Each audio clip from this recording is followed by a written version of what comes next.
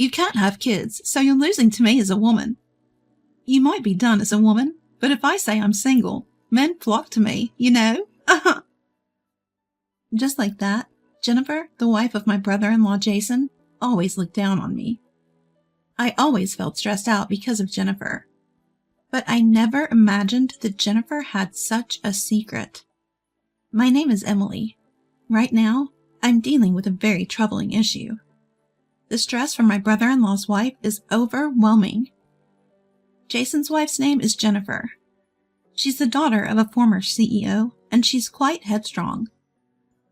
Jennifer's family company seems to have gone bankrupt, but she still acts like a spoiled princess. She's the type who isn't satisfied unless she's the best at everything.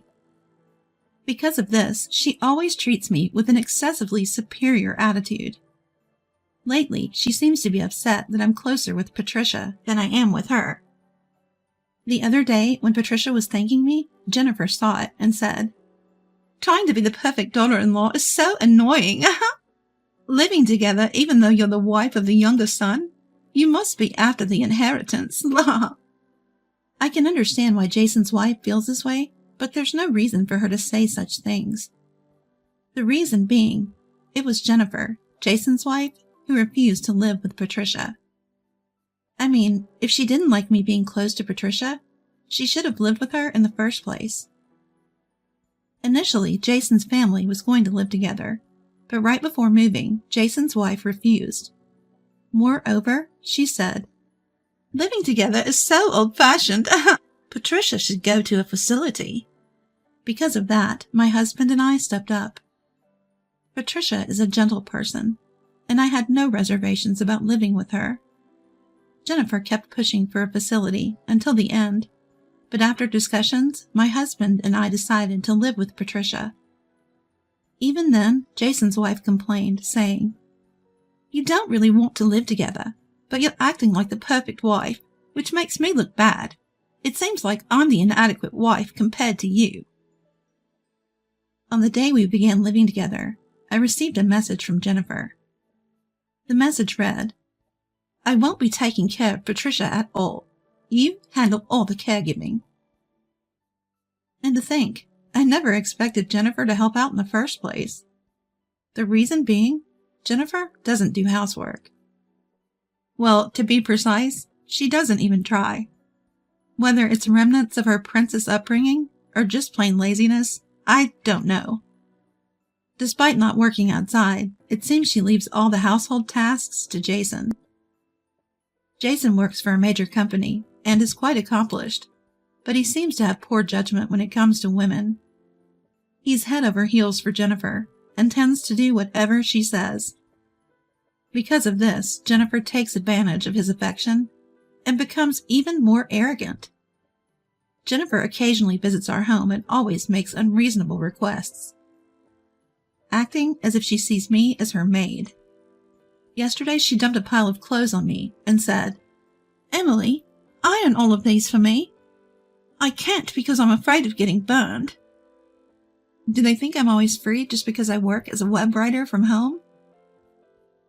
Sorry, but I'm busy with work and can't do that. When I refused, she scoffed and said, "Work? Aren't you just staring at a computer? Stop playing and do as I say." I'm not playing. This is my job. Jennifer, since you have so much free time, why don't you try doing it yourself? Ironing isn't that hard, you know? When I talked back, she glared at me and said, "Do you enjoy bullying me like that?" Jennifer always acts high and mighty, but the moment I push back even a little, she suddenly plays the victim. I said with exasperation, "I'm not bullying you. Isn't it more like you're bullying me, always pushing work on me every day?" Upon hearing that, she ran to Patricia in the next room and started complaining. "Patricia, she called me useless just because I can't iron. I can't because of my chronic pain in my hands." "Is that so? I'll iron it for you. Just leave it there," said Patricia, the mother-in-law, kindly to Jennifer. Even after that, Jennifer badmouthed me to Patricia and then left with a contented look. After Jennifer left, Patricia called me over and said, "I'm sorry, Emily. I have to agree with Jennifer, or things will get even more troublesome." Patricia apologized to me, looking remorseful. "It's okay, Patricia. You did nothing wrong. I knew Patricia trusted me." Even the kind-hearted Patricia was having a tough time with the eldest son's wife. Then one day, something happened. Jason, the brother-in-law, called Patricia on the phone. Jennifer was pregnant. "It's her first time, so Jennifer might be nervous. I'm counting on you." That's what Jason apparently told Patricia. To be honest, I couldn't genuinely rejoice. The reason being, I've been trying to get pregnant for the past 3 years. My husband and I, both loving children dearly, had been waiting for this blessing, but it hadn't come our way. I had undergone fertility treatments until recently, but it was mentally and financially draining, so I had to quit. And now, Jennifer's pregnancy. Knowing this, I was certain Jennifer would flaunt her superiority over me. She'd always acted superior about her looks, upbringing, financial status, and other things, but now it would be about having a child, something that would hurt me deeply. The very next day, Jennifer arrived clearly in a good mood. Sure enough, as soon as she saw me, she said, "Being pregnant is so hard. There's morning sickness, fatigue, and your body doesn't move like it used to. You probably wouldn't understand since you've never been pregnant." That must be tough. Holding back the surge of negative emotions, I replied. She then stretched out her leg to me and said, "Yeah, it is. Oh, my legs feel so swollen. Emily, can you give me a massage?" "Excuse me?" Jennifer, seeing my confusion, pressed on, saying, "Poor circulation is bad for the baby. You'll massage them for me, right?" It almost sounded like a threat. With no choice, I began massaging Jennifer's feet. While I massaged, she boasted, "The real happiness for a woman is having a child. A life without kids is just like trash. Emily, you should have kids soon. If you wait too long, you'll miss out on being a real woman." By the time Jennifer left, my heart was torn apart, and I genuinely wished to never see Jennifer again. But she continued to come over, claiming, "I'm pregnant, so I deserve to be spoiled." And she became even more demanding. Dealing with Jennifer like this, I felt immense stress and even developed alopecia areata. Eventually, as her pregnancy progressed, Jennifer safely gave birth to twin girls via a cesarean section. The names of the children are Rebecca and Nancy. The 2 girls were so angelic and adorable, it was hard to believe they were Jennifer's children. The stress from Jennifer was still present, but the children's presence healed my heart. About 2 years passed. Jason decided to move to a location a bit far off.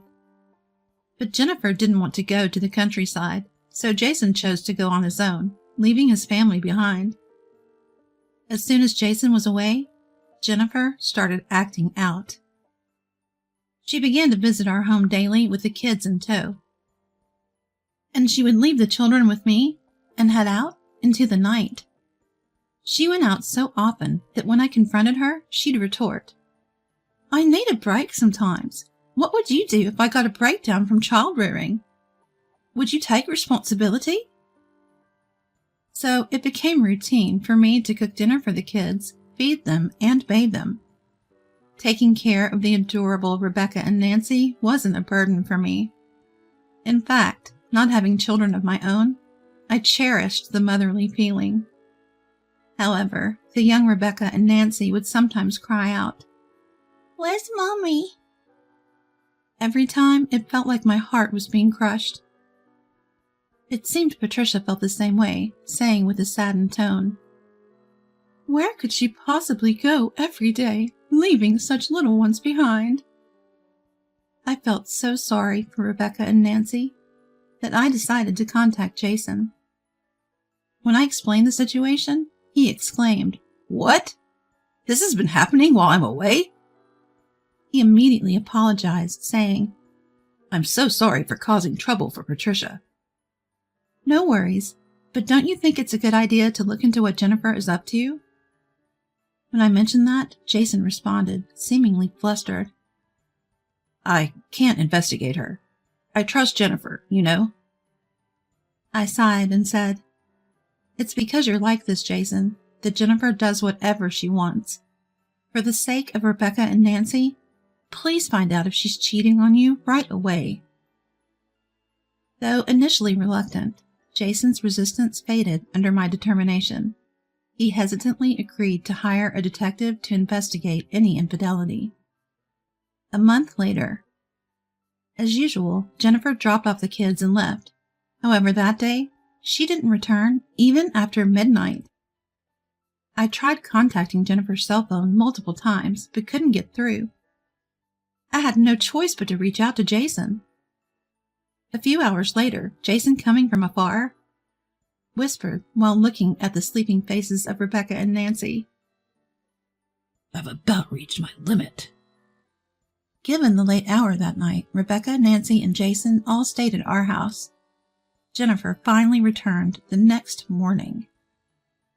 As I was preparing breakfast, a cheerful Jennifer arrived, reeking of alcohol, and said, "I'm back." "Where were you? What were you thinking?" Even as I confronted her angrily, Jennifer just laughed it off irresponsibly. "Going out without a word? Partying all night? Don't you have any sense of responsibility as a mother?" When I pressed her further, her expression suddenly changed. She snapped, "You think you're so righteous. You don't have kids, so you'll never understand my stress." I was so furious that I fell silent. Jennifer, with a smug look on her face, continued, "You can't have kids, which means you lose to me in every way as a woman, be it looks, upbringing, finances. I'm superior in every aspect. And if I was single, I'd have countless men chasing after me, you know." "Don't you feel sorry for Rebecca and Nancy?" I asked, exasperated. She snapped back, "Feel sorry? What would you, a childless woman, know about it? Don't pretend you understand." "Enough is enough. If you're their mother, at least make dinner for them." I didn't back down and countered, "You sure talk a lot, especially for someone who doesn't have kids." Just as Jennifer shouted back, there was a sudden splash. A splash out of nowhere. Patricia, who had been in the kitchen, had thrown soup from a pot all over Jennifer. "Ah! What are you doing?" Jennifer cried out, both shocked and upset. I was equally stunned, unable to believe what I had just witnessed. Jennifer, now drenched in soup, stood there, completely taken aback. Just then, alerted by Jennifer's screaming, her husband and Jason rushed into the kitchen. Alerted by Jennifer's screams, her husband and Jason quickly entered the kitchen. Seeing Jason, Jennifer immediately cried out, "Jason, help me! Patricia and Emily have been so cruel to me." But Jason responded coldly, "Don't touch me," and pushed Jennifer away. What's gotten into you, Jason?" Jennifer, her face flushed with embarrassment, began to panic. "Everyone here knows about your late-night escapades," I told her pointedly. The color drained from Jennifer's face. "What are you talking about? What do you know?" Jennifer demanded, her face beet red. Jason shouted, "I know about your affair. We're getting a divorce." In truth, about a week earlier, we had gathered at a local restaurant without Jennifer. During this gathering, Jason had shared the results of the investigation into her infidelity with us. According to the investigation, Jennifer was out hunting for men in nightclubs and bars almost every night. When she found someone she liked, they would head to a hotel. That seemed to be her pattern. Once Jason learned of Jennifer's betrayal, he was set on the path to divorce and started making preparations immediately. "Divorce? I don't want that!"